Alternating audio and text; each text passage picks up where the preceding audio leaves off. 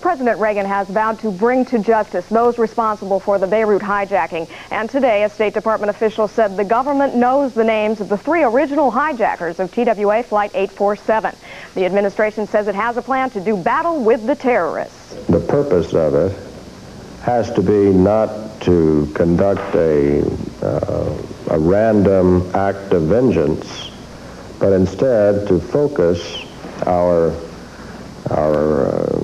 power on dealing with the root sources of terrorism, where people are trained, where they are housed, fed, sustained over time. The White House has already announced plans to retaliate against the hijackers. The president wants to shut down the Beirut airport. He hopes to do that by terminating U.S. landing rights for the Lebanese national carrier and banning air cargo service to Lebanon. And he's planning to ask other Western governments to do the same. It was a day of terror across Europe as bombs exploded in 3 cities. The worst of the attacks was in Madrid, where a man threw a box of explosives in a crowded British Airways ticket office. 1 person was killed, 27 people were injured, including 17-year-old Sydney Bridges of Ontario, California. The TWA offices are 1 floor above British Airways. An anonymous caller told the Beirut news agency the bombing was a response to President Reagan's threat to strike back at terrorists. A second bomb attack at a nearby building was defused after police deactivated a grenade. In Rome, a bomb exploded at Leonardo da Vinci Airport, injuring 2 employees. And in Athens, Greece, an automobile loaded with propane tanks blew up, destroying 4 cars. 3 of them belong to U.S. military personnel stationed in Greece. No one was injured in the blast, and no one has claimed responsibility. Tim? Wendy, in Israel tonight, there are reports that the government plans to release 300 Lebanese prisoners within the next 2 days. Israel is holding 735 Lebanese, most of them Shiites, whose release was demanded by the TWA hijackers. Israeli officials maintain there is no connection between their decision and the release of the 39 American hostages. Most, if not all, of the 39 former hostages freed over the weekend will be coming home to the United States tomorrow. Their first full day of freedom after more than 2 weeks under the guns of Lebanese Shiite extremists was generally one of rest, transatlantic telephone calls, in some cases reunions. The men arrived in West Germany yesterday after a flight from Damascus to a greeting from U.S. military personnel and Vice President George Bush, who saluted the men for their courage. When TWA 847 was hijacked, you displayed character and spirit.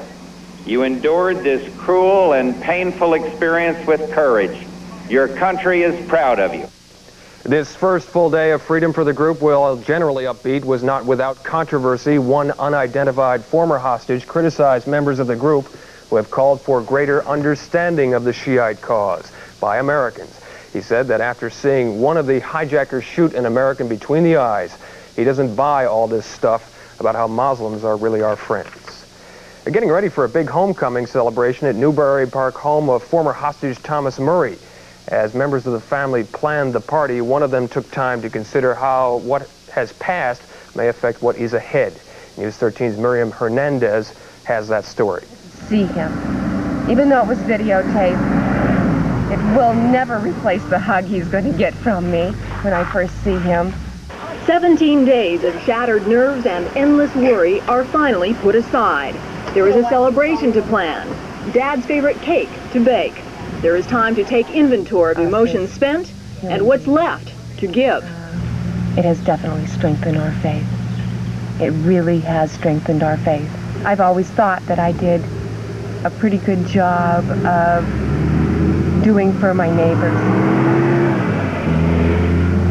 But after seeing what people have done for us, I will make myself a lot more available for my friends and neighbors when they are in trouble. Mary Ann Robertson will soon leave her parents' rural home to return to her own family in Oklahoma. There are 7 children waiting, wheat to be harvested, plenty to keep her mind occupied, but maybe not enough. It will always, always be with us. Mr. Murray is not expected home until Thursday night, and it probably will be a late one. That's because it will be 4th of July, Independence Day, and the family has a pretty strong feeling that the president is not going to pass up an opportunity to appear with the hostages safely home on the White House lawn. And they know Mr. Murray is not a person to pass up a presidential invitation. From Newberry Park, Miriam Hernandez, News 13. For more upbeat news, we turn to Mike Chamberlain. Let me welcome you guys, can I? I was going to bring some Perrier water and sprouts and some quiche and do it right, you know? But you guys, you look marvelous, let me tell you. Thank you. Welcome to Southern California. Ever heard of the restricted list? Well, Dodger pitcher Steve